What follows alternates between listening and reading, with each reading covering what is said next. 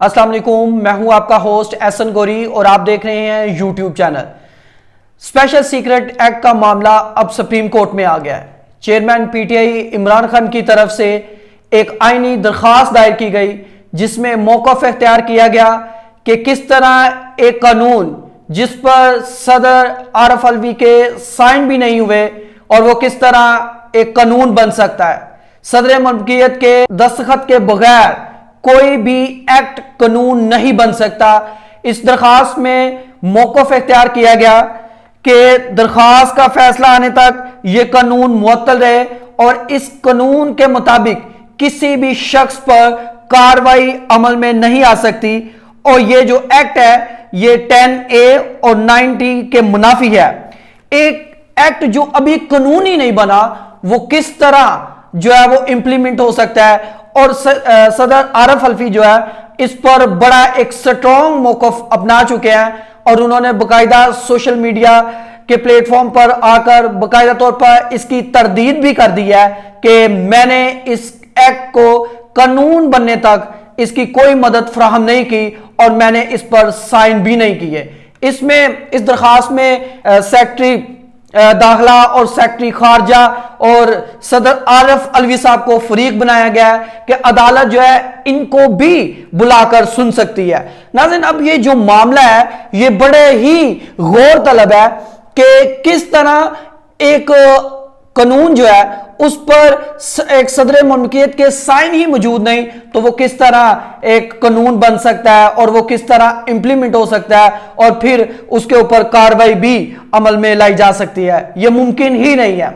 अब देखते हैं कि चीफ जस्टिस साहब जो है इस पर क्या कार्रवाई करते हैं। कल गो के चीफ जस्टिस उमर अता बंदयाल की तरफ से एक बड़ा सख्त फैसला सामने आया, लेकिन चीफ जस्टिस उमर अता बंदयाल जो कुछ ही दिनों के मेहमान है उसके बाद वो रिटायर होने जा रहे हैं, तो क्या चीफ जस्टिस उमर अता बंदयाल एक कोई स्ट्रॉन्ग इनिशिएटिव ले पाएंगे या कोई इस पर सख्त फैसला कर पाएंगे। आपने देखा कि कुछ दिन पहले जब चीफ जस्टिस उमर अता बंदयाल की तरफ से एक फैसला सुनाया गया, गो के इस फैसले में उन्होंने पीडीएम हुकूमत को खरी खरी तो सुना दी। तमाम ऐसी पार्टीज जो सुप्रीम कोर्ट को कंट्रोवर्शियल बनाने में जो है वो कदम ब कदम आगे बढ़ रही थी और पेश थी, उन्होंने बाकायदा तौर पर उनको बताया, लेकिन इसमें किसी की भी सजा या उसको बाकायदा तौर पर नॉमिनेट नहीं किया गया क्योंकि चीफ जस्टिस साहब भी जाते हुए किसी भी कंट्रोवर्शियल फैसले देने से ग्रेज कर रहे हैं। आपने देखा कि चीफ जस्टिस साहब ने उस सारे फैसले की निशानदेही की जो पीडीएम गवर्नमेंट की तरफ से गलतियां हुई उन सब की निशानदेही की, लेकिन उन्होंने कोई भी ऐसा फैसला नहीं दिया जिसकी आइंदा आने वाले दिनों में वो कोई प्रॉब्लम या किसी एक ऐसे माहौल का सामना करे जो उनके लिए बाइस नदामत हो। आपने देखा कि अब चीफ जस्टिस जो है वो कुछ ही दिनों के बाद रिटायर हो जाएंगे। अब ये जो इमरान खान की तरफ से दरखास्त दी गई है ये मेरा ख्याल है कि अब इमरान खान की तरफ से दी जाने वाली एक आखिरी दरखास्त है। चीफ जस्टिस साहब अब जो ज्यादा वक्त है वो मुलाकातों में गुजार रहे हैं और अपने चैम्बर में गुजार रहे हैं, फैसले बहुत कम कर रहे हैं और दरखास्तों पे फैसले भी बहुत कम दे रहे हैं क्योंकि आपने देखा कि आइंदा आने वाला जो चीफ जस्टिस है काजी फायज ईसा, उन्होंने बाकायदा तौर पर अपने जो तकर्री के अशाया है उसके लिए भी लोगों को इनवाइट और अपने साथी जजेस को जो है वो इनविटेशन देने शुरू कर दिए हैं क्योंकि उनकी कुछ दिनों के बाद as a chief justice of Pakistan उनकी तकर्री है। अब देखते हैं कि आइंदा आने वाले दिनों में चीफ जस्टिस काजी फायज ईसा जिनका तकर्रर होगा वो किस तरह के फैसले करती हैं। अब उसके बाद साइफर के ऊपर समाअत जारी है। अबुल हसनात जुल्करनैन की अदालत में इस पर समाअत कर रहे हैं।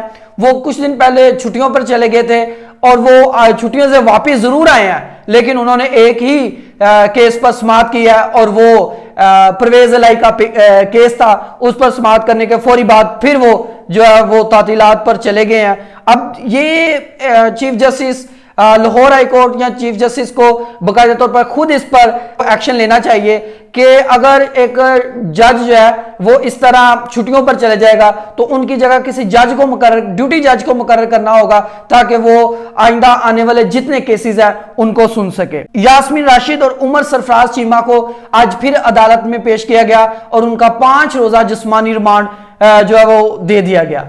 नाज़रीन, यास्मीन राशिद और उमर सरफराज चीमा जो है वो 120 दिन हो गए हैं कि वो जेल में है और अगर अब कुछ नई दफात जो है उसमें शामिल की गई है। आज उन्हें दहशतगर्दी की अदालत में इंसानी दहशतगर्दी की अदालत में उन्हें पेश किया गया और कुछ नई दफात शामिल की जिस पर कहा गया पुलिस की जानिब से कि इनको और इंटेरोगेट करना है और इस पर हमें और कुछ जो है वो मवाद चाहिए और इनसे तहकीकात करनी है। अब देखा जाए कि अगर 120 दिन में कोई तहकीकात नहीं हुई तो 5 रोज में कौन सी तहकीकात होगी।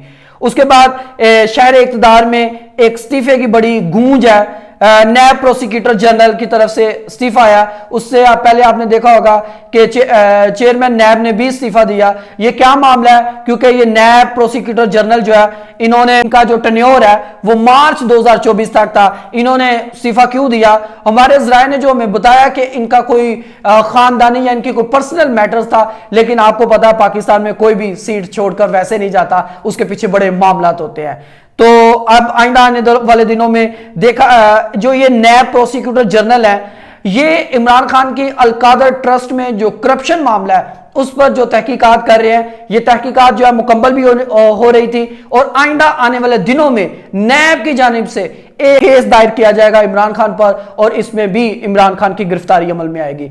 अब देखते हैं कि आइंदा आने वाले दिनों में इमरान खान काजी फायज ईसा का किस तरह सामना करते हैं और हवाओं का रुख किसकी जानब बढ़ता है। क्या इमरान खान को रिलीफ मिलता है या इमरान खान इसी तरह जेल में रहते हैं? ये आइंदा आने वाले दिनों में चीफ जस्टिस फैसला करेंगे। इजाजत दीजिएगा। अल्लाह हाफिज।